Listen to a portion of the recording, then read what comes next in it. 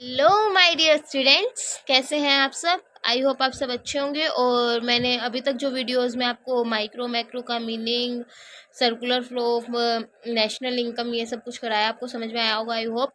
आज हम करेंगे जो हमने लास्ट वीडियो में माइक्रो इकोनॉमिक्स में किया था। उसमें हमने इकोनॉमिक बिहेवियर में कंज्यूमर का बिहेवियर पढ़ा था। कंज्यूमर के बिहेवियर में क्या था, वो डिमांड करता है। डिमांड में फिर उसके बाद क्या होता है, क्यों डिमांड करता है, कंजम्पशन के लिए। उसको कितनी यूटिलिटी मिलती है, कितनी सेटिस्फेक्शन हो रही है उस जो प्रोडक्ट उसने डिमांड किया उससे। उसको कैसे मेजर किया जाता है, कार्डिनल यूटिलिटी अप्रोच से, ऑर्डिनल से और रिवेल प्रेफरेंस थ्योरी से। तो आज हम करेंगे cardinal utility analysis. Consumer behaviour को कार्डिनल यूटिलिटी एनालिसिस से कैसे मेज़र किया जाता है, यूटिलिटी को कैसे मेज़र किया जाता है, अंडरस्टैंड। और प्लीज़ प्लीज़ प्लीज़ मेरे चैनल को लाइक एंड सब्सक्राइब करें, सभी वीडियोस को लाइक एंड सब्सक्राइब करें। बेल आइकन को प्रेस करना मत भूलना आगे की नई वीडियोस के लिए। ओके, तो देखिए, कार्डिनल यूटिलिटी एनालिसिस पढ़ेंगे आज हम। इसमें कार्डिनल यूटिलिटी एनालिसिस क्या है, एक फॉर्मूला है, ऐसे कह सकते हैं ना हम। एक ऐसा फंक्शन है जिससे हम एक कंज्यूमर के बिहेवियर को स्टडी कर सकते हैं। कंज्यूमर के बिहेवियर को कैसे स्टडी कर सकते हैं, उसकी यूटिलिटी, उसको एक प्रोडक्ट डिराइव मतलब कंज्यूम करने से उसको कितनी यूटिलिटी डिराइव हो रही है, हम ये पता कर सकते हैं। ठीक है, तो अब हम पहले पढ़ लेते हैं थोड़ा सा कार्डिनल यूटिलिटी के बारे में। उसके बाद में डायग्रामेटिकल और उसमें टेबल की फॉर्म में मैं आपको समझाती हूँ। ठीक है, क्या लिखा है, consumer behaviour cardinal utility analysis में और ऑर्डिनल यूटिलिटी एनालिसिस में एक बात ध्यान रखने की होती है। कार्डिनल यूटिलिटी एनालिसिस जो होती है वो क्वांटिटेटिव नंबर्स, मतलब जो नंबर्स होते हैं उस फॉर्म में शो की जाती है। ठीक है, अब हम करते हैं इसका मीनिंग। ये देखिए, आई होप आपको दिखाई दे रहा होगा बुक में। स्टार्टिंग से पढ़ा देती हूँ। ठीक है, ये देखिए, the price of a product depends upon the demand for the supply of it. It is in this part of the book we are concerned with the theory of demand, which explains the demand for a good and the factor determining it. The factors governing the supply of goods will be discussed in the next part of the book. ठीक है, अब देखिए, individual demand for a product, जो एक individual है वो और जो उसकी डिमांड है एक प्रोडक्ट के लिए, किस किस चीज़ के ऊपर डिपेंड करती है, price of the product, income of the individual, price of related goods. और ये कैसे दिखाई जा सकता है, dx क्या है हमारा, dx stands for demand of goods x, f means function है किसका, p क्या है, px price of goods, i क्या है इंडिविजुअल की इनकम, py क्या है जो आई है वो इंडिविजुअल की इनकम, पी वाई और पी जेड जो है स्टैंड करते हैं price of related goods, and T for taste and preferences. ठीक है, अब देखिए यहाँ पे लिखा हुआ है ये, where D X stand for the demand of goods X, P X for the price of goods X, I for goods, I for individual income, P Y P Z for the price of related goods, and T for the taste and preference of individual. ठीक है, अब जो हमने इसमें क्या पढ़ा, एक individual है, उसकी डिमांड किसके ऊपर डिपेंड करती है, जो एक प्रोडक्ट है, प्रोडक्ट के लिए जो डिमांड है उस पर्सन की, इंडिविजुअल की, वो किन चीज़ों के ऊपर डिपेंड करती है, पी एक्स कोई प्राइस है जो उस कमोडिटी का, ओन कमोडिटी का क्या प्राइस है, और उस पर्सन की इंडिविजुअल की इनकम क्या है, और पी वाई और पी जेड जो है हमारे पास वो डिटरमाइन करते हैं प्राइस ऑफ रिलेटेड गुड्स। कोई एक्स और वाई जेड गुड्स हैं, कोई डिफरेंट गुड्स हैं, या फिर हम कह सकते हैं सब्सटीट्यूट गुड्स हैं, उसके कॉम्प्लीमेंट्री गुड्स हैं, या फिर उनका क्या प्राइस है उसके ऊपर डिपेंड करता है। ठीक है, अब देखिए यहाँ पे ये दिख रहा है, cardinal utility analysis is the oldest theory of demand which is the ideas and explanation of consumer demand for a product, and derives a law of demand which establish an inverse relationship between price and quantity demanded of a product. Recently, ordinal or cardinal approach of the theory of demand has been subject to served criticisms, and the results some alternative theories, namely indifference curve analysis, simultaneously post theory Hickson logical, ये मतलब इनके economics के नाम है। हमें तो meaning देखना है कि कार्डिनल यूटिलिटी हमारी होती क्या है, इसको कैसे मेजर किया जाता है।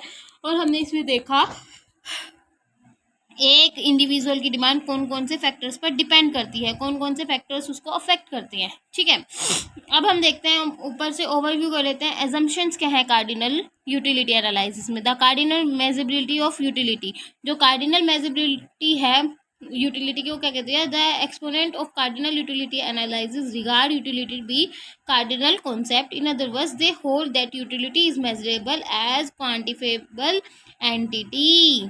ठीक है, according to them, a person can express utility or satisfaction he derives the goods in the quantitative cardinal term। ठीक है, वो जो होती है एक यूटिलिटी, वो सिर्फ और सिर्फ क्वांटिटेटिव टर्म में शो करता है। ठीक है, ये इसकी एक एजम्पशन है। The hypothesis of independent units, the second important end of cardinal utility analysis is hypothesis of independent utilities. On the hypothesis, the utility which a consumer derives from a good is the function of the quantity of that goods and of that goods only। In other words, the utility which a consumer obtain from a good does not depend upon the consumption of other goods. मान लीजिए एक person है, वो एक उसने पहले एक product जो है वो लिया, उससे उसको यूटिलिटी डिराइव की, वो हमेशा उसी से कंपैरिजन करेगा अपनी यूटिलिटी को। ऐसे नहीं है एक बार उसने चाय पी तो दूसरी बार वो कॉफ़ी पिएगा तो उसकी यूटिलिटी से नहीं, उसने चाय ली तो उसको उसी के पॉइंट ऑफ व्यू से देखना पड़ेगा, उसी को बार बार कंज्यूम करने से उसको क्या यूटिलिटी मिल रही है, कितना यूटिलिटी में डिफरेंस आ रहा है, वही मेजर किया जाएगा। ऐसे नहीं है कि भी हमने एक किसी और से कर लिया, एक और किसी से नहीं, हमेशा सेम प्रोडक्ट पे उसकी यूटिलिटी को देखा जाएगा। Consistency of marginal utility of money, another important assumption of the cardinal utility analysis is the consistency of marginal utility of money. Thus, while the marginal utility analysis assume the marginal utility of commodities diminish as more of them and purchased or consumed, but the marginal utility of money remains constant throughout when the individual is spending money on goods, and due to which the amount of money with him varies. यानी ये economics के नाम है, बस ये तो easy सा ही है कि जो consistency of marginal utility of money है, वो जो मार्जिनल यूटिलिटी ऑफ मनी है उसमें क्या रहेगी, कंसिस्टेंसी बनी रहेगी। ये एक बहुत इंपॉर्टेंट है, हमें मार्जिनल यूटिलिटी का मीनिंग भी आगे पढ़ेंगे। Introspective method, another important hypothesis of marginal utility analysis is the use of introspective method in judging the behavior of marginal utility. Introspective is the ability of the observer to reconstruct event which go on in the mind of another person with the help of self observation. This form of comparison may be just guesswork or institution or the result of long lasting experience. आई बात समझ में, एकदम easy सा है, कुछ नहीं है। अब देखना हम कार्डिनल यूटिलिटी के बारे में पढ़ेंगे, क्या होती है कार्डिनल यूटिलिटी, आपको 2 मिनट में समझ में आ जाएगी, इतने इजीले तरीके से बताऊंगी। उससे पहले हमें पढ़ना है law of diminishing marginal utility, because this is the very important for knowing the actually what is the cardinal utility approach. Okay, another important of cardinal utility analysis relates to the behavior of marginal utility. This familiar behavior of marginal utility has been stated in law of diminishing marginal utility, according to which marginal utility of a good diminishes as an individual consumer more units of a goods. In other words, a consumer takes more unit of a good. The extra utility or satisfaction that he derives from an extra unit or of one good goes on falling. It should be carefully noted that it is the marginal utility and not the total utility declines with the increase in consumption of goods. The law of diminishing marginal utility means that the total utility increases at decreasing rate. Marshall Wu says, the famous exponent of the cardinal utility analysis, has stated the law of diminishing marginal utility as follows. ये पढ़ लेते हैं। The additional benefit which a person derives from a given increase of his stocks of a thing diminishes with every increase in the stock that he already has। आई बात समझ में? देखिए एकदम simple सा है। जो law of diminishing marginal utility है ना, वो क्या कहता है, मान लीजिए हम एक प्रोडक्ट ले रहे हैं, एक चीज हमने खाई, ठीक है, मान लीजिए एक कप ऑफ टी है, ठीक है, हमने एक पिया, हमें उससे मिली हमें उससे 16 यूटिल्स मिले, हमने सेटिस्फेक्शन का लेवल दिया 16, और हम वही चीज फिर पीते हैं, चाय का एक और कप पीते हैं, हमें उतनी सेटिस्फेक्शन डिराइव नहीं होगी ना जितनी हमने फर्स्ट कप ऑफ टी लिया था उतनी उससे डिराइव हुई है। अब ये लगा लीजिए कि भाई हमारा जो गर्मियाँ चल रही हैं, गर्मियों का सीजन चल रहा है, तो हम मान लो बाहर से आए गर्मी में, भाई एकदम गर्मी में आए हैं, ठीक है, तो हमने एक गिलास पानी का लिया, ठंडा ठंडा पानी पिया, तो उससे हमें जो सेटिस्फेक्शन मिली, उससे जो हमें एकदम से शांति मिली पानी पीते ही, हाँ गर्मी से रिलैक्स हो गई, वो हम दूसरा पानी का गिलास पियेंगे उससे तो नहीं मिलेगी ना। ये जरूरी तो नहीं है ना कि हम सेकंड ले उससे मिलेगी, मैं ये नहीं कह रही आपको सेटिस्फेक्शन नहीं मिलेगी, लेकिन जो हमने पहला पानी का गिलास पिया था उतनी सेटिस्फेक्शन तो नहीं मिल रही ना। तो law of diminishing marginal utility क्या है, यही कह रहा है कि भाई जैसे जैसे हम एक चीज को ले रहे हैं और उसकी यूनिट्स बढ़ा देते हैं, भाई एक ली, फिर उसके बाद एक और ली, एक और ली, तो जो मार्जिनल यूटिलिटी है डिमिनिशिंग, वो हमेशा घटती रहती है। इसका मतलब ये नहीं है कि जो टोटल यूटिलिटी है वो भी घट रही है, नहीं, जो टोटल यूटिलिटी है वो पहले इंक्रीज होती है, और जब डिमिनिशिंग मार्जिनल यूटिलिटी नेगेटिव में जाने लगती है तब टोटल यूटिलिटी जो होती है वो डिक्रीजिंग रेट पे बढ़ती है। जब नेगेटिव में जाती है तब तो टोटल यूटिलिटी कम होने लग जाती है, अब जब वो घटती रहती है ना तब वो डिमिनिशिंग रेट पर क्या होती है, इंक्रीज होती है। डिमिनिशिंग रेट में इंक्रीज का मीनिंग तो पता होगा ना भाई, बढ़ रही है लेकिन उस स्पीड से या उस लेवल में नहीं बढ़ रही जिसमें वो पहले बढ़ रही थी। देखिए अभी आपको समझ में आएगा, मैं आपको समझा देती हूँ, ठीक है, एक उससे टेबल के थ्रू, और फिर हम करेंगे अपने ग्राफ से, ठीक है। ये देखिए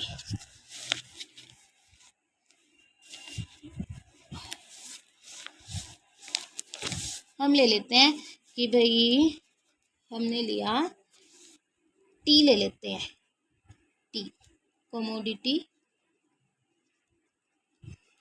टी की, ठीक है, हमने यहाँ पे ली टोटल यूटिलिटी, यहाँ पर ली मार्जिनल यूटिलिटी,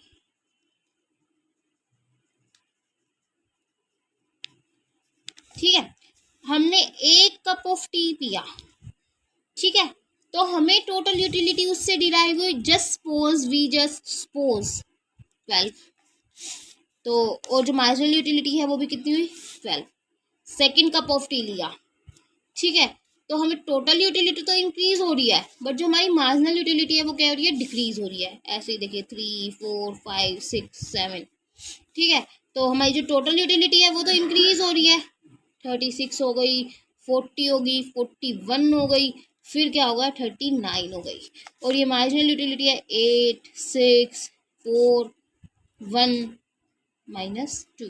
देखिए 12 से 12 हुई, 12 माइनस 10, 12 माइनस 22, 10, 8 6 4 1 -2। जो टोटल यूटिलिटी हो रही है वो क्या हो रही है, देखिए यहाँ पे देखिए ये क्या हुई, एकदम से इंक्रीज हो रही है ना टोटल यूटिलिटी, लेकिन जो हमारी मार्जिनल यूटिलिटी है वो क्या होने लग गई, डिक्रीज होने लग गई।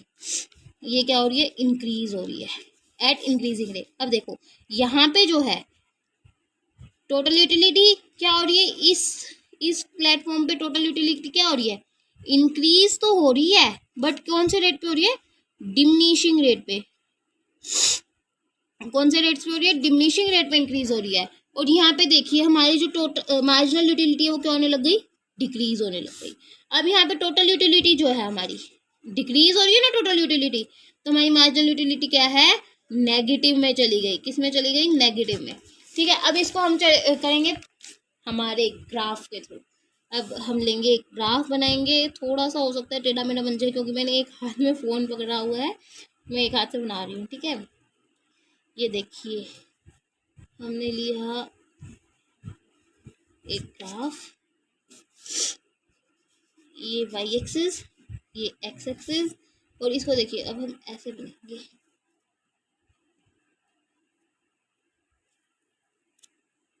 एक ही मैं समझा देती हूँ, अगर आपको समझ में नहीं आएगा तो मैं फिर से दूसरे में बताने की कोशिश करूँगी आपको, ठीक है। यहाँ पे नंबर्स ले लीजिए। यहाँ पे क्या आएगा, टोटल यूटिलिटी। यहाँ पे क्या आएगा हमारा, यूटिल्स, ठीक है। अब देखिए हमारी जैसे टेबल में शो किया गया है, टोटल यूटिलिटी क्या हो रही है, पहले इंक्रीज हो रही है, फिर कांस्टेंट हो रही है, फिर डिक्रीज हो रही है। तो टोटल यूटिलिटी हमारी इंक्रीज हुई, कांस्टेंट एंड डिक्रीज, ठीक है। और जो मार्जिनल यूटिलिटी है वो क्या हुई, तो मार्जिनल यूटिलिटी हमारी हुई ऐसे, ठीक है। अब देखिए टोटल यूटिलिटी है वो क्या हो रही थी, पहले इंक्रीज हो रही थी, फिर वो क्या होने लगी, डिक्रीज, ठीक है।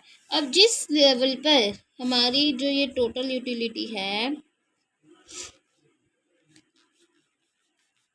अरे यार ये एक हाथ से बन भी नहीं रहा ना graph, just give me 1 minute, मैं आपके लिए फिर से बनाती हूँ ग्राफ, 1 सेकंड रुको बच्चों। देखिए या फिर मैं जो मैंने बना रखा है ऑलरेडी उसमें से समझा दूँ, एक बार मैं आपको बनाने की भी कोशिश करती हूँ, क्योंकि एक हाथ से थोड़ा डिफिकल्ट होता है ना बनाना। ये देखिए, ये देखिए, ठीक है। और हमारा आएगा यहाँ पर, इसके नीचे ऐसे बना लेते हैं, चलो अलग अलग नहीं समझा सकती हूँ।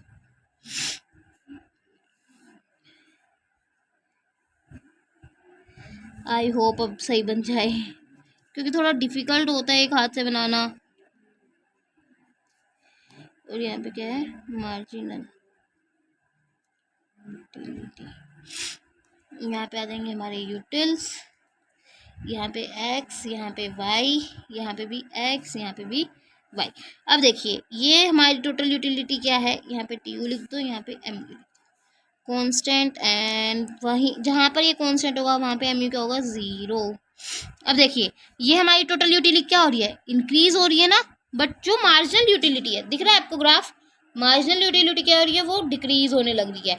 जहाँ पर एक लेवल है, मान लीजिए इसको हमने पॉइंट दे दिया A, तो इस पॉइंट पे टोटल यूटिलिटी क्या हो रही है हमारी, कांस्टेंट हो रही है, एक थोड़ा सा डिक्रीजिंग साइड पे जा रही है, तो उस लेवल पे हमारी जो मार्जिनल यूटिलिटी है वो क्या हो जाएगी, 0 हो जाएगी। आई बात समझ में, ये देखो आपको शायद ये क्लियर हो रहा होगा इसमें डायग्राम में। अगर कोई प्रॉब्लम आती है मेरे को कमेंट सेक्शन में बता देना, मैं आपको क्लियर पहले बना के फिर उसमें से समझा दूंगी। ये एक हाथ से तो मैं से ऐसे ही बना, ठीक है। अब ये देखिए यहाँ पे क्या हो रहा है, हमारी मार्जिनल यूटिलिटी डिक्रीज होने लग रही है, दिख रही है ना ये डिक्रीज होती हुई। तो ये जब हमारी टोटल यूटिलिटी डिक्रीज होने लग जाती है, देखो हमने इसमें भी पढ़ा था, जब हमारी टोटल यूटिलिटी डिक्रीज होने लग जाती है, मार्जिनल यूटिलिटी क्या होती है, नेगेटिव में चली जाती है। तो हमारी मार्जिनल यूटिलिटी देखिए यहाँ से ये डिक्रीज हो रही है, तो मार्जिनल यूटिलिटी क्या है हमारी, नेगेटिव में जा रही है। नीचे वाले पॉइंट्स नेगेटिव के ही हुए ना भाई, ये वाले पॉजिटिव के हैं, तो यहाँ पे 0 होता है, तो इसके बाद क्या हो गए, नेगेटिव के हो गए। तो मार्जिनल यूटिलिटी क्या है, वो नेगेटिव होने लगी। बस इतना सा ही खेल है यूटिलिटी मेजर करने का, कि भाई हमारी टोटल यूटिलिटी है वो कैसे वर्क करती है, मार्जिनल यूटिलिटी और टोटल यूटिलिटी में क्या है, कौन सा इफेक्ट दिखाती है वो, ठीक है। आ रही है बात समझ में। हमने इसमें टेबल के थ्रू देखा हम कैसे हमारी यूटिलिटी है उसको पता लगा सकते हैं, कार्डिनल यूटिलिटी क्या होती है, डिमिनिशिंग मार्जिनल यूटिलिटी क्या होती है, हमने इसमें पूरा पढ़ लिया, अच्छे से समझ में आ गया होगा आई होप। अगर आपको समझ में नहीं आया, कहीं पे कोई प्रॉब्लम आ रही है कार्डिनल यूटिलिटी से रिलेटेड या किसी भी टॉपिक से कोई भी रिलेटेड आपको कंफ्यूजन है, कुछ समझ में नहीं आया हो, तो आप मुझे कमेंट सेक्शन में ज़रूर बताना। इसके साथ हमारा ये टॉपिक कंप्लीट होता है। And thank you so much, आपने मेरी वीडियो को देखा और आई होप समझ में आ गया होगा। नहीं आया तो आप मुझे कमेंट सेक्शन में बता देना। And thank you so much, और वीडियो को लाइक करना मत भूलना, और चैनल को सब्सक्राइब कर देना, और बेल आइकन प्रेस कर देना, आगे के आपको मिलते रहेंगे अपडेट्स, ठीक है। Thank you so much, bye bye.